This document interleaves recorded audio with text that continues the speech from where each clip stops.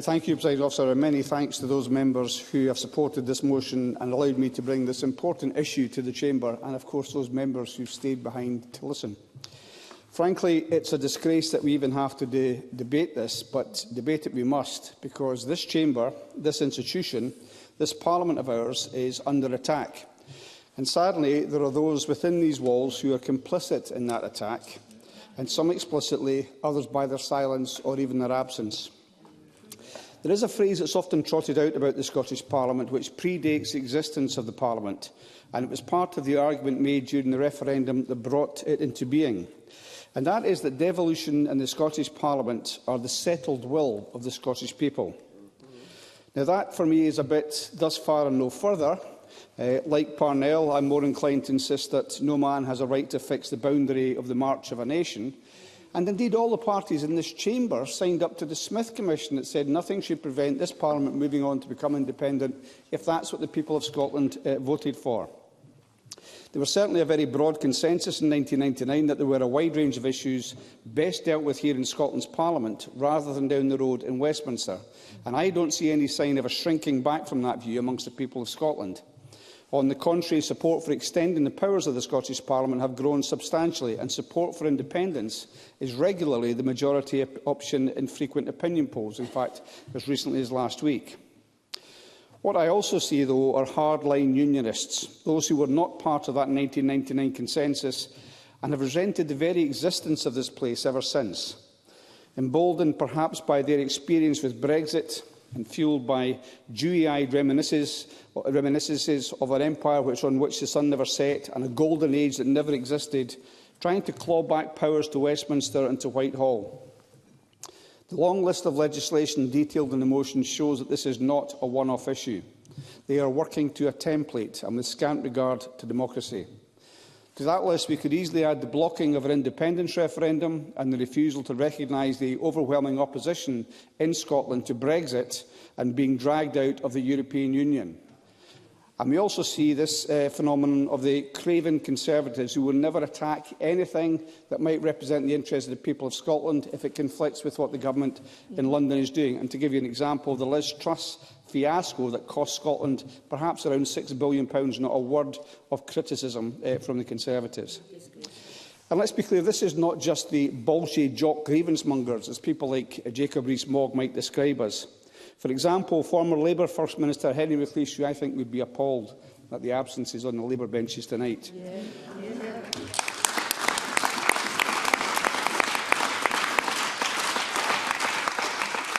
Henry McLeish has branded Tory moves to curtail Scottish ministerial engagement abroad as an attack on devolution, and he's highlighted the contempt, the disrespect and the political control and coercion of the UK Government.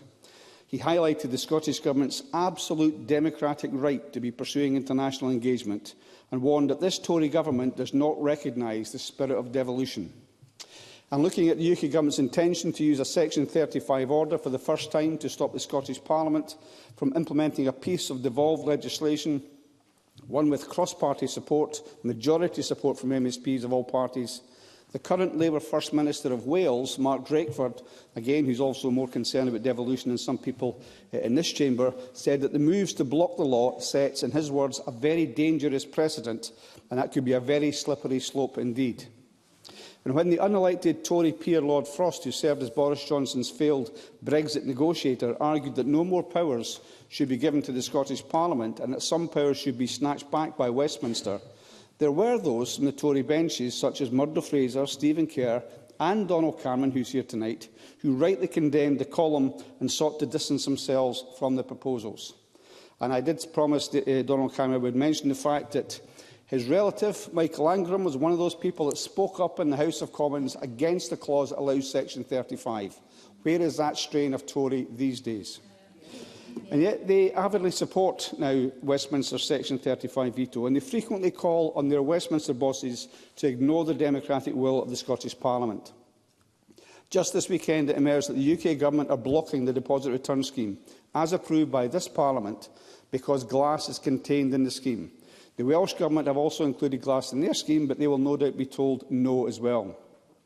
And the odd thing, of course, as we know, is that the Tories have supported the inclusion of glass, and I'm looking or I would be looking at Maurice Golden if he was here, who tweeted as long ago as 2019 that Scotland's new deposit return scheme should include glass. It's just common sense.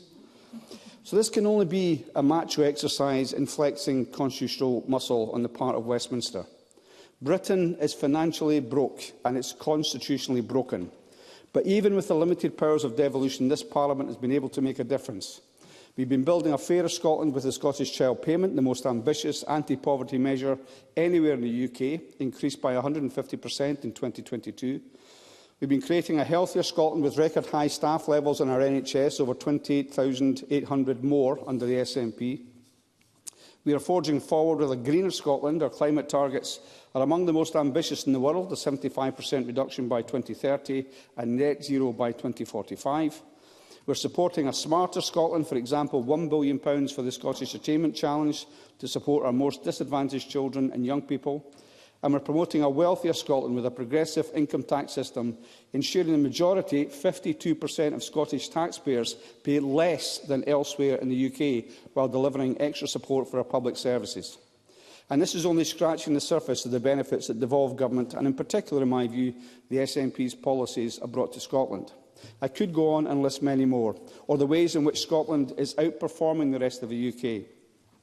Teachers' pay, police officers' pay, crime reduction, for example. But I don't have time to list all the benefits. The list is long and impressive, but perhaps other members, when they speak, will pick up that baton. The Scottish Parliament, the Scottish Government and the Scottish people need more powers, not fewer powers. The attacks by the Tories on devolution and any failure of Labour and Lib Dems, no Lib Dems at all here tonight, to oppose them will not be unnoticed, forgiven or forgotten by the people of Scotland. The former Tory MP and Minister Enoch Powell, not someone I've ever quoted with relish, said that power devolved is power retained. Now, this UK Government want to go further and see Westminster's power regained. They want to take back control.